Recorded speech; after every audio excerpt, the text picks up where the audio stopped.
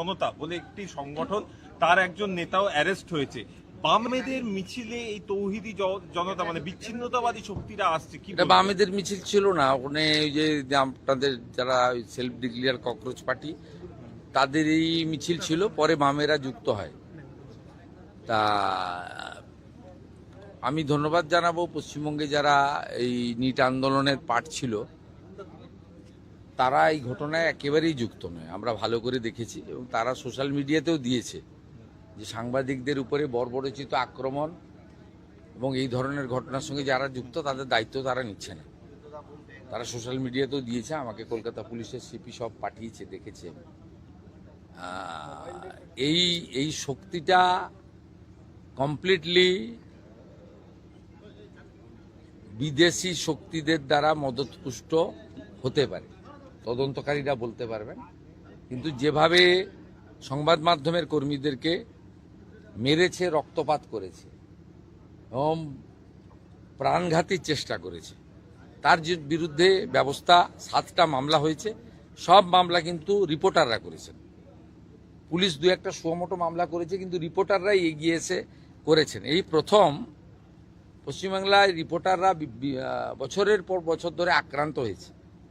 23-এর পঞ্চায়েত ভোটে কি অবস্থা হয়েছে আপনারা দেখেছেন, 22-এর পুরো ভোটে কি হয়েছে, ভাঙড়ে কিভাবে পিটানো হয়েছে, সন্দেশখালীতে পিটানো হয়েছে, অভয়া আন্দোলন, আরজিকর আন্দোলনে কিভাবে মার খেয়েছে রিপোর্টাররা, কিভাবে রক্তপাত হয়েছে।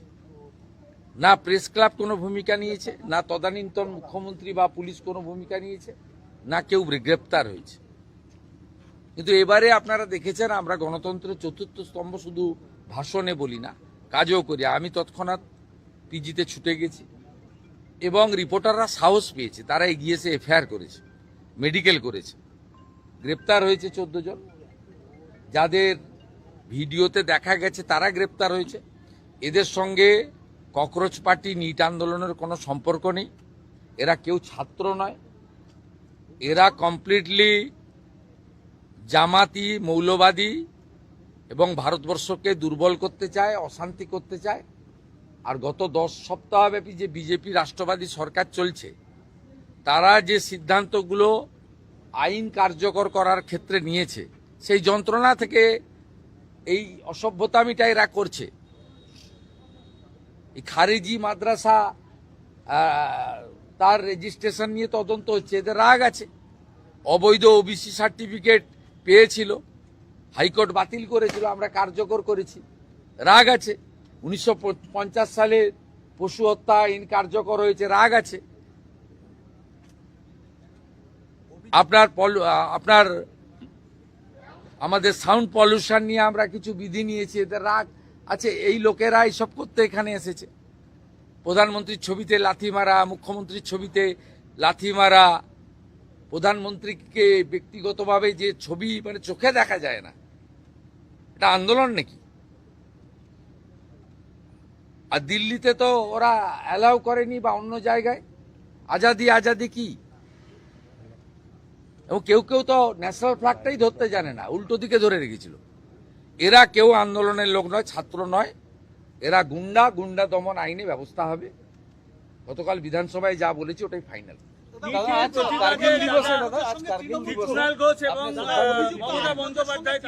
আজকে কার্গিল দিবস।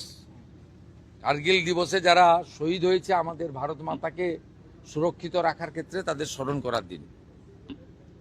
সোশ্যাল মিডিয়াতেও করেছি, এখানে মন কি বাত শুরুর আগে এখানে যে আমাদের অস্থায়ী শহীদ বেদি বানানো হয়েছে, সেখানে দাঁড়িয়ে স্যালুট করেছি।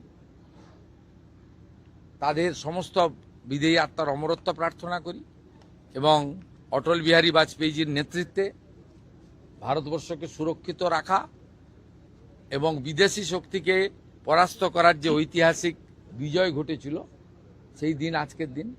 গোটা দেশ শ্রদ্ধার সঙ্গে শহীদদের স্মরণ করছে এবং গর্বের সঙ্গে কার্গিল বিজয় দিবস পালন করছে। 2026 এক্সামিনেশন বিল পাস হতে চলেছে লোকসভায়, তাতে প্রশ্ন ফাঁস সংক্রান্ত যে এই এত ঘটনা ঘটছে, শাস্তি জরিমানা উভয়ই হবে, কড়া বিল আনছে কেন্দ্রীয় সরকার। সোমবার পেশ হবে এই বিল লোকসভায়। দেখুন, নরেন্দ্র মোদীজি বরাবর এসব বিষয়ে জিরো টলারেন্সের নীতি নিয়ে চলেন এবং আন্দোলনকারীরা তার প্রতি আস্থা রেখেছেন এবং তিনি ব্যবস্থা নিচ্ছেন এবং গোটা দেশবাসীর আস্থা আছে এবং তিনি শুধু বিল আনা নয় কার্যকর করার ক্ষেত্রেও ফাস্ট ট্র্যাকের কথা বলেছেন। বাকি বিস্তারিত বিলে আমরা জানতে পারবো। বিল প্লেসের আগে, অনুমোদনের আগে এর থেকে বেশি কিছু বলা কোনো মুখ্যমন্ত্রী উচিত নয়। দাদা, নিটের প্রতিবাদে কুণাল ঘোষ মমতা বন্দ্যোপাধ্যায় প্রতিবাদ মিছিল করেছিলেন। দাদা, আফরোজের সঙ্গে তৃণমূলের যোগ পাওয়া গেছে। তৃণমূলের তার সঙ্গে যে দলের ক্যাম্পেইন সেক্ষেত্রেও যোগ পাওয়া গেছে। তৃণমূলের সাথে যোগ পাওয়া গেছে। আফরোজ, তৃণমূল কংগ্রেস তো জামাতিদের পার্টি, সবাই জানে।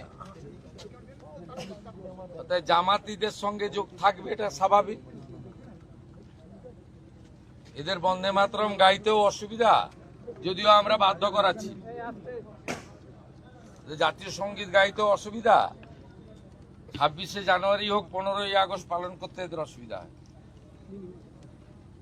আইনের শাসনের মধ্য দিয়ে গুন্ডাদের দমন আমরা করব, আর বাক স্বাধীনতা, গণতান্ত্রিক স্বাধীনতা প্রত্যেকের থাকবে। যে কেউ তার স্বাধীন মত প্রকাশ করতে পারে।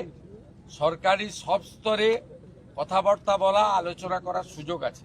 কিন্তু এই যে শক্তি যারা সাংবাদিকদের বেছে বেছে পিটিয়েছে, নির্দয়ভাবে পিটিয়েছে, খুন করার জন্য পিটিয়েছে, এদেরকে গুন্ডা দমন আইনেই সাজা দেওয়ার ব্যবস্থা হবে। থ্যাংক ইউ দাদা।